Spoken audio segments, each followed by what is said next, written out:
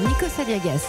Et le député Les Républicains des Alpes-Maritimes, Éric Ciotti, est votre invité, Audrey Crespo-Mara. Bonjour Éric Ciotti. Bonjour. Un mois après le début du mouvement des Gilets jaunes, les premiers sondages sont tombés. Tout le monde croyait qu'Emmanuel Macron serait le grand perdant, alors qu'en fait, ce sont les Républicains, avec Laurent Wauquiez, qui reculent le plus. C'est un coup dur pour votre parti. Moi, je prends ces sondages avec beaucoup de scepticisme. Ils sont, c'est ce qu'on dit quand ils sont pas contradictoires. Non, il y a des enquêtes multiples qui soulignent qu'Emmanuel Macron n'a jamais été aussi bas. De popularité, mais pas de capital électoral. C'est ce qu'on entend dans le terrain. Sur le terrain, avec la colère des Français, j'ai un peu de mal à croire qu'une popularité en berne qui atteint des niveaux jamais aussi bas sous la Ve République puisse se traduire en des intentions de vote assez hautes. Il y a une contradiction expliquons à nos auditeurs. Pas comprendre. Expliquons à nos auditeurs, si la présidentielle s'organisait aujourd'hui, Emmanuel Macron arriverait en tête à égalité avec Marine Le Pen à 27,5%, Jean-Luc Mélenchon serait troisième à 13%, devant Laurent Wauquiez à 10%. Vous n'avez pas peur que les Républicains finissent sous la barre des 10% comme le Parti Socialiste ? Sincèrement, je crois qu'aucun des Français n'est dans la séquence présidentielle aujourd'hui. Il y a une expression de la colère. Nous avons un travail de reconstruction. Pas le moindre début d'autocritique. Je ne dis pas que c'est facile. Nous avons failli disparaître en 2017. Notre formation politique est en reconstruction. On a beaucoup de chantiers devant nous, un chantier programmatique. Mais moi, je suis optimiste sur la suite parce que les Républicains sont les seuls qui incarne une alternative crédible, responsable à l'échec d'Emmanuel Macron. Mais nous le démontrerons et nous le prouverons dans les mois et dans les années à venir. C'est le défi qui est devant nous, mais personnellement, j'y crois. Éric Ciotti, ce qui est étonnant, c'est que Laurent Wauquiez avait diagnostiqué très tôt la fracture territoriale qui divise la France, la souffrance des classes moyennes. Il avait bâti toute sa communication là-dessus. Et au final, sa popularité baisse encore. Ce ne serait pas sa personnalité qui poserait problème ? Je ne crois pas. Vous savez, dans la vie politique, il faut être constant, défendre des idées, bien sentir ce que souhaitent nos concitoyens. Et vous le soulignez vous-même, c'est pas moi. Laurent Wauquiez a vu avant les autres ce qui allait arriver. Et pourtant, il a le bon diagnostic. Et pourtant, nous avons aussi, je le crois, les bonnes solutions. Donc il faut continuer avec constance. Bon. Et quand on est la cible un peu de tout un système, c'est plutôt un bon signal. Ça veut dire qu'on est aujourd'hui dans la réalité. Bien, il faut que Laurent Wauquiez continue dans la fidélité à ses idées, à ses valeurs, à ses territoires. Et je crois que de langue de bois quand même ce matin. La confiance va venir. Éric Ciotti, vous êtes le monsieur sécurité des Républicains, celui qui est chargé de l'intérieur dans le shadow cabinet de Laurent Wauquiez. Alors, après les Gilets jaunes, on annonce la mobilisation des Gilets bleus, ces policiers en colère. Est-ce vraiment Emmanuel Macron le responsable des réductions d'effectifs et des 24 millions d'heures supplémentaires impayées ? Des 24 millions d'heures supplémentaires, il y en est pour une grande part, puisqu'il est là depuis 2 ans. Pas pour une grande part, vous le savez. Il est là depuis 2 ans, donc c'est une situation qui est insupportable. La colère des policiers est légitime. On doit beaucoup à nos forces de l'ordre, à nos policiers, à nos gendarmes. Je veux ici leur rendre hommage. Ils ont été exemplaires dans l'actualité récente, mais depuis très longtemps. Strasbourg, ils ont abattu le terrorisme. C'est la brigade spécialisée de terrain, la BST, tout le monde leur qui rend avait hommage, été créée d'ailleurs par Brice Hortefeux. Tout le monde leur rend hommage, les manifestations, la lutte contre l'immigration clandestine, nos policiers à la frontière, Notre-Dame-des-Landes. Donc c'est une sursollicitation.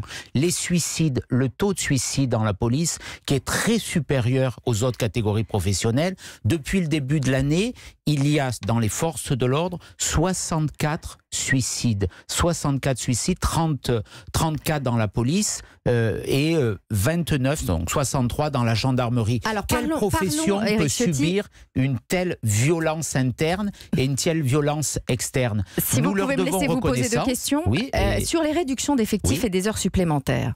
Les réductions d'effectifs que vous reprochez, Emmanuel Macron va recruter 10 000 policiers et gendarmes sur son quinquennat. Entre 2007 et 2012, c'est Nicolas Sarkozy qui a supprimé 7 000 postes de policiers, 6 000 postes de gendarmes. En fait, vous soutenez les forces de l'ordre quand vous êtes dans l'opposition, mais quand vous êtes au pouvoir, vous supprimez des postes. Non, pas du tout. Si, c'est le cas. Du temps de Nicolas Sarkozy, il y avait plus de policiers sur le terrain.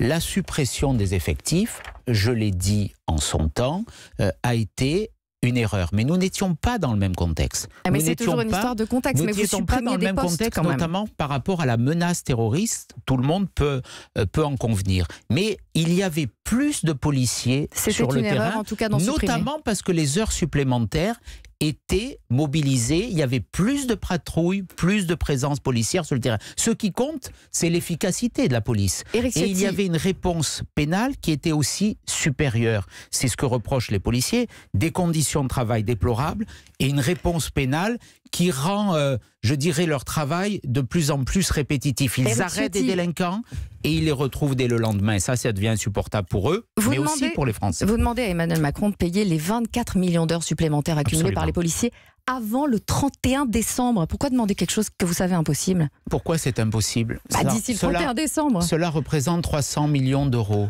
300 millions d'euros. Est-ce que la nation ne peut pas apporter 300 millions d'euros? On vient de lancer des mesures pour 10 à 15 milliards d'euros. Le gouvernement dit 10 milliards 400 millions d'euros. Et on serait incapable de faire un geste de reconnaissance de 300 millions d'euros envers nos policiers. Alors là encore, c'est pas sérieux. Là encore, ce qui n'est pas sérieux, c'est refuser cette réponse. Permettez-moi de vous rappeler des chiffres, là encore. Entre 2007 et 2012, sous Nicolas Sarkozy, le nombre d'heures supplémentaires impayées dans la police est passé de 12 à 17 millions. À l'époque, vous n'avez jamais envisagé de les payer. Vous demandez à Emmanuel Macron de réparer vos erreurs? Mais bien sûr, ce que vous dites n'est pas pertinent. Si, c'est pertinent. 12 à 17 millions d'heures supplémentaires impayées sous Nicolas Sarkozy. D'optimisation de la présence, c'était le terme qui avait été choisi. Claude Guéant était ministre de l'Intérieur pour faire en sorte qu'il y ait plus de policiers sur le terrain et que leurs heures supplémentaires soient payées. C'est une réalité. Donc il faut aujourd'hui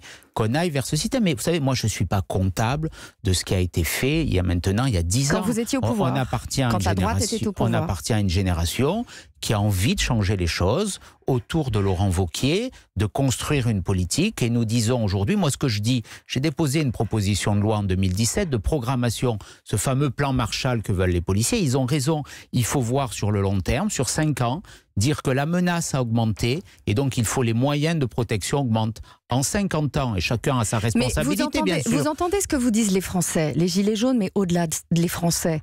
Quand vous êtes au pouvoir, que faites-vous? Il est bien facile de crier au scandale quand vous êtes dans l'opposition.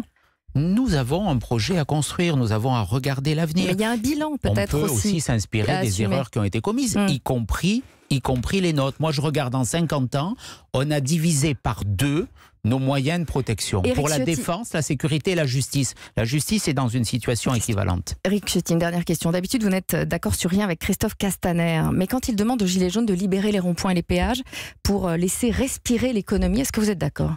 Moi, je souhaite qu'il y ait des dispositions qui assurent la sécurité. Bloquer un rond-point, c'est dangereux d'abord pour les manifestants. Il y a eu des morts, il y en a eu trop, il y a eu des victimes. Donc il y a un principe de sécurité. Ce principe de sécurité doit s'appliquer.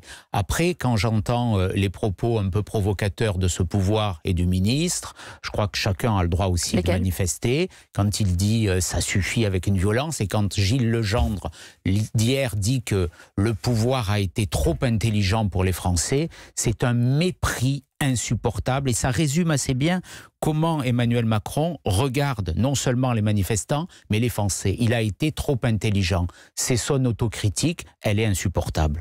Gilles Legendre, je précise à nos auditeurs, qui est le chef de file des députés de La République En Marche à l'Assemblée. Merci. Éric Ciotti.